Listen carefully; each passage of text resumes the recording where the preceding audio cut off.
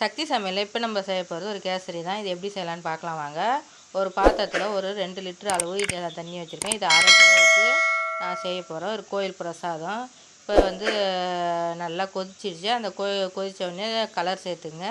உப்பு கொஞ்சம் சேர்த்துக்கிட்டு நம்ம வறுத்து வச்ச ரவையும் இதுக்குள்ளே சேர்த்து நல்லா கட்டிப்படாத கிண்டி விட்டுடுங்க. நீங்கள் தண்ணி பற்றலைன்னா தண்ணி கொதிக்க வச்சு நீங்கள் இது கூட சேர்த்துக்கலாம். இதுக்கு தேவையான சர்க்கரை சேர்த்து நல்லா மெல்ட் ஆனோடனே நம்ம வெள்ளரி விதை, ஏலக்காய், திராட்சை நெய்யில் வறுத்துருக்கோம். முந்திரியும் நெய்யில் வறுத்து நெய்யோடு நம்ம இது கூடவே ஊற்றி கிளறி செய்யும்போது சூப்பரான டேஸ்ட்டில் இருந்துச்சு.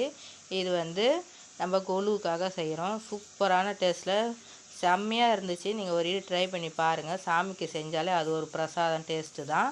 இப்போ இது கூடவே ஆப்பிளும் மாதுளம்பழத்தையும் நான் சேர்த்துருக்கேன். துண்டு துண்டாக அரிஞ்சு சாப்பிடும்போது அவ்வளோ டேஸ்ட்டாக இருந்து ஒரு ட்ரை பண்ணுங்கள். கமெண்ட் பண்ணுங்கள், சப்ஸ்கிரைப் பண்ணுங்கள். பக்கத்தில் உள்ள பெல் ஐக்கானையும் டச் பண்ணுங்கள். நன்றி.